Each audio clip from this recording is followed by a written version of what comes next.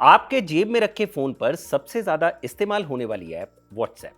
अब इसकी कमान एक ऐसे शख्स के हाथ में आ रही है जिसने ना इंजीनियरिंग पढ़ी, ना कभी सिलिकॉन वैली में नौकरी की। उसने मुंबई के एक कॉलेज से फिलॉसफी पढ़ी, एक छोटे से रिचार्ज ऐप से शुरुआत की और आज दुनिया के सबसे बड़े मैसेजिंग प्लेटफॉर्म का, जिसे करीब 300 करोड़ लोग इस्तेमाल करते हैं, ग्लोबल हेड बनने जा रहा है। नाम है कुणाल शाह। आज हम पूरा मामला समझेंगे, क्या हुआ, डील क्या है और मेटा ने यह दांव क्यों खेला। नमस्कार, मैं हूं भूपेंद्र सोनी और आप देख रहे हैं खबरगांव। तो हुआ ये कि सोमवार को मेटा के सीईओ मार्क जकरबर्ग ने एक ऐलान किया। उन्होंने बताया कि व्हाट्सएप के मौजूदा मुखिया विल कैथकार्ट, जो पिछले करीब 7 साल से यह प्लेटफॉर्म चला रहे थे, अब अपना पद छोड़ रहे हैं। कैथकार्ट कंपनी से जा नहीं रहे, वो मेटा के अंदर ही एक नई भूमिका में जाएंगे, जहां वो शुरू से नए प्रोडक्ट बनाने और उनमें एआई टूल्स लगाने पर काम करेंगे और उनकी जगह व्हाट्सएप की कमान संभालेंगे कुणाल शाह। जकरबर्ग ने अपने बयान में कहा कि कुणाल ने क्रेड को भारत की सबसे अहम टेक कंपनियों में से एक बनाया है और उनमें वो बिल्डर मेंटेलिटी और ग्लोबल नजरिया है जो दुनिया का सबसे बड़ा मैसेजिंग ऐप चलाने के लिए जरूरी है। लेकिन कहानी सिर्फ एक नौकरी की नहीं है, इसके साथ एक बड़ी डील भी जुड़ी हुई है। ब्लूमबर्ग और टेक क्रंच की रिपोर्ट्स के मुताबिक मेटा कुणाल शाह की फिटनेस कंपनी क्रेड में करीब 90 करोड़ डॉलर यानी तकरीबन 8500 करोड़ रुपए का इन्वेस्टमेंट कर रही है। इस इन्वेस्टमेंट के बदले मेटा को क्रेड में करीब 20% हिस्सेदारी मिल रही है और इस डील में कंपनी की कीमत यानी वैल्यूएशन आंकी गई है करीब $4.5 अरब। यहां एक बारीक बात समझने लायक है, ये पैसा दो तरह से लग रहा है। कुछ हिस्सा सीधे कंपनी में नई पूंजी के तौर पर और कुछ हिस्सा क्रेड के पुराने इन्वेस्टर्स के शेयर खरीदने में। और सबसे दिलचस्प बात, रिपोर्ट्स के मुताबिक मेटा को ना तो क्रेड के बोर्ड में कोई सीट मिल रही है और ना ही क्रेड के यूजर्स के डेटा तक कोई पहुंच। मतलब मेटा का असली दांव डेटा नहीं बल्कि इंसान पर है, कुणाल शाह पर। अब सवाल यह है कि कुणाल शाह आखिर है कौन। कहानी मुंबई से शुरू होती है। कुणाल ने यहां विल्सन कॉलेज से फिलॉसफी में ग्रेजुएशन की। उन्होंने एमबीए में दाखिला लिया लेकिन उसे बीच में ही छोड़ दिया, यानी कि college drop out.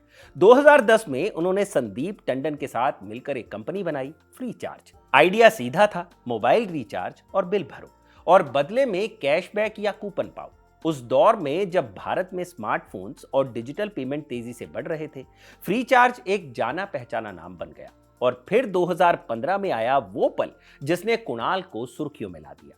E commerce company Snapdeal ने फ्रीचार्ज को खरीद लिया। ये डील करीब $40 करोड़ की थी और उस वक्त भारत के सबसे बड़े स्टार्टअप अधिग्रहणों में से एक मानी गई। फ्रीचार्ज बेचने के बाद कुणाल ने तुरंत नई कंपनी नहीं खड़ी की। उन्होंने कुछ साल एंजल इन्वेस्टर की भूमिका में बिताए, यानी नए स्टार्टअप्स में पैसा लगाना और उन्हें गाइड करना।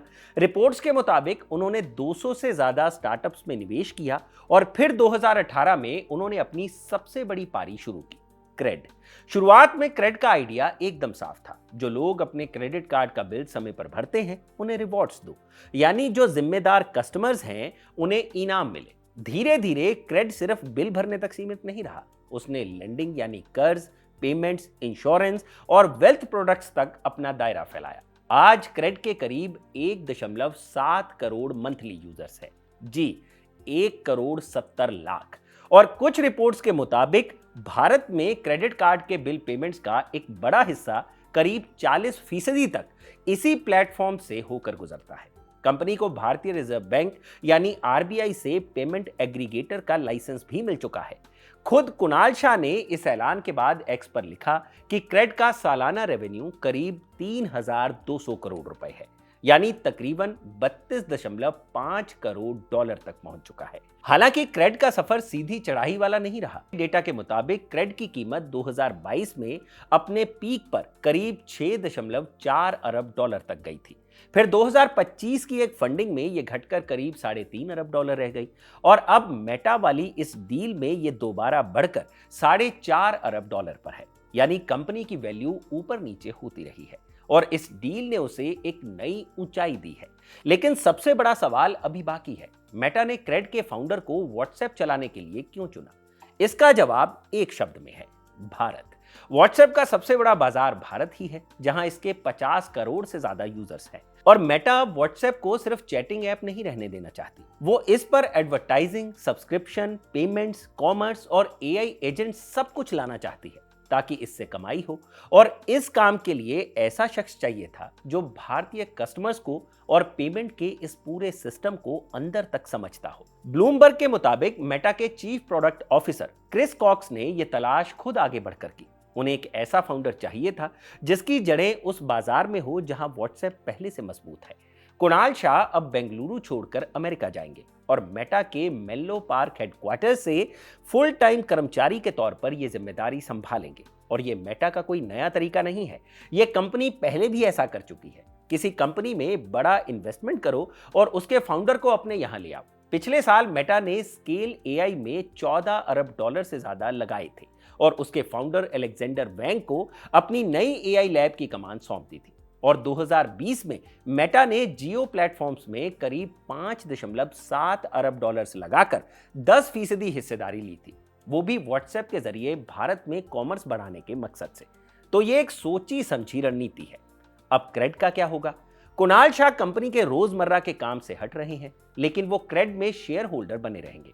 उनकी जगह अंतरिम सीईओ बनाए गए हैं मिटन संपत, जो 2020 से कंपनी की स्ट्रेटजी और फाइनेंस संभाल रहे हैं। और रिपोर्ट्स के मुताबिक क्रेड अब आगे चलकर अपना आईपीओ लाने की तैयारी में है, यानी कंपनी शेयर बाजार में लिस्ट होने की राह पर है। तो ये है कुणाल शाह की मेटा में नियुक्ति की पूरी कहानी। और क्रेड के भविष्य पर भी हमने बात की है। इस वीडियो को लिखा था मेरे साथी कमल ने और इसे कैमरा के पीछे रिकॉर्ड किया है इरशाद ने। वीडियो अच्छा लगा हो, जानकारी अच्छी लगी हो तो इसे लाइक और शेयर जरूर करें और ज्यादा से ज्यादा लोगों तक पहुंचाएं। फिलहाल मुझे इजाजत दीजिए। मैं हूं भूपेंद्र सोनी और देखते रहिए खबरगांव। शुक्रिया।